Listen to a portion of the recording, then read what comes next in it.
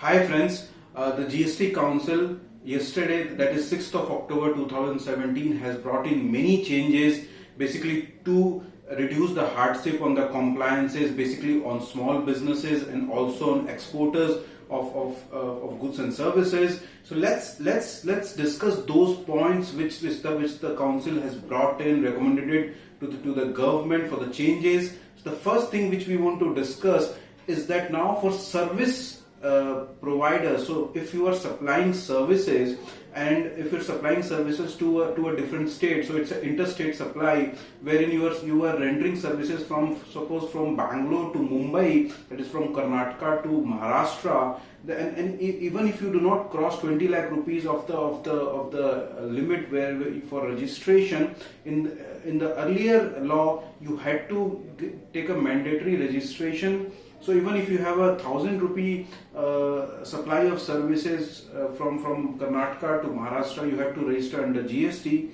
But now the government has relaxed. It says that for supply of services, only services, not goods, for supply of services up to 20 lakhs, even interstate supply is included. So the limit of 20 lakh will hold for you even if you're doing an interstate supply for of services. One interesting point I want to bring in here is that the export of services, there is no limit as to from what point you have to start charging GST and start registering and compliance under GST in case of export of services, because export of services was treated very similar to interstate sale, and since in the case of interstate sale there was no exemption of that 20 lakh rupees, the law ultimately impacted in a way wherein every service provider, even if you do a 1,000 rupees of service supply of services to Singapore, then you had to register under GST and comply with all the rules. But with this change, now technically even up to 20 lakh rupees, if you are exporting services, then you do not have to register under GST, and and that provision is relaxed. However, if you want to claim refunds of the input which you pay, of inputs on the expenses which you pay, then you have to register under GST and take the refund. So if you do not want to take refunds, if you want to treat those as your pure expenses, then do not get yourself registered up to 20 lakh rupees. If you are a supply, if you are rendering services in India, outside India, within state, outside state, doesn't matter. That's the first change I want to discuss with you. The second change, which is a very big change, is that now up to 1.5 crore of turnover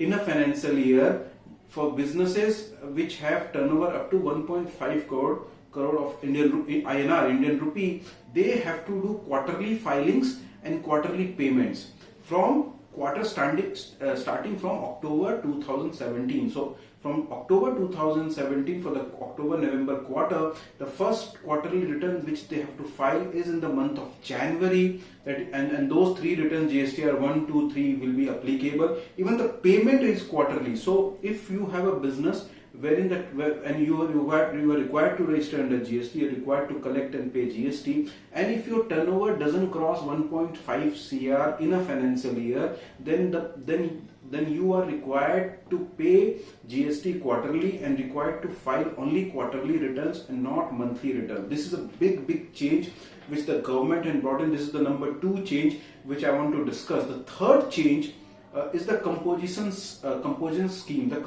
So the ambit of composition scheme has been further enhanced.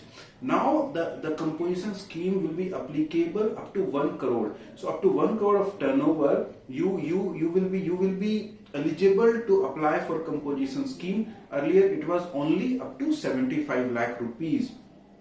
The fourth point which I want to discuss, very important, lot of hardship because of this. It's called reverse charge. When you take inward supply of goods or services, that is you purchase goods or you take services from an unregistered person, then you had to do a reverse charge. That means that if I take a consultancy services from a consultant who is not registered under GST, then I had to do a reverse charge. I had to make GST payment and then take input.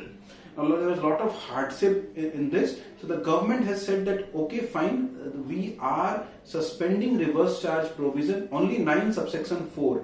So only in case of when I am registered and from whom I am taking inward supply of goods or services is unregistered, then only the reverse charge has been suspended. However, in case when they were under provision 9(3), when there are specified transactions wherein reverse charge is mandatory, like advocate services, like insurance agents, like import of services, in all those scenarios, reverse charge still stands. So reverse charge is suspended only under section 9 subsection 4 in case wherein a registered taxpayer takes services or buys goods or takes inward supply of goods or services from an unregistered person. So that is the fourth point which I wanted to discuss. Fifth point is, now under GST, in case of advance received for sale of goods, so you have received advance for sale of goods but you have actually not sold the goods is under approval or something. So under the earlier law, you had to pay GST even on the advance received. Now the government has given relaxation for small businesses up to 1.5 crore of turnover. They do not need to pay GST on the advance received if their turnover is up to 1.5 crore.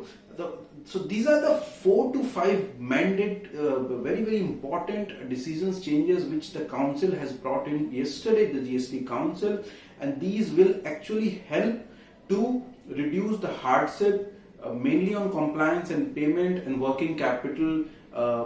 In terms of working capital, I want to again go back to the point wherein the 20 lakh limit has been relaxed for interstate. Now there were many freelancers and service providers who were providing services outside India and earning foreign exchange, small service providers, maybe 10 lakh, 15 lakh rupees a year. So now those people will not be required to take registration under GST. Huge relief to them, because there was chaos in the ecosystem wherein small service providers, just because they were doing a export of services and technically that export of services fall under the mandatory registration clause, they had to register and comply. So they are saved from this. So with this, I end this video. I would need your feedback, your views on this. And we are also I've also written a blog on this. These changes will really help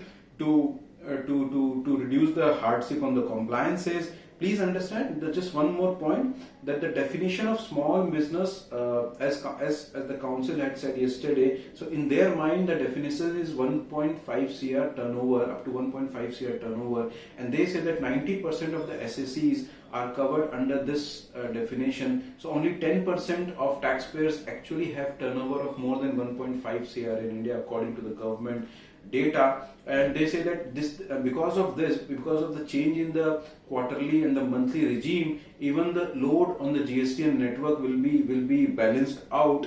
Another point a query which came to my mind yesterday, when that if a bigger taxpayer who needs to file a monthly return, for example, someone has a turnover of more than 1.5 CR, they have to need to file monthly return.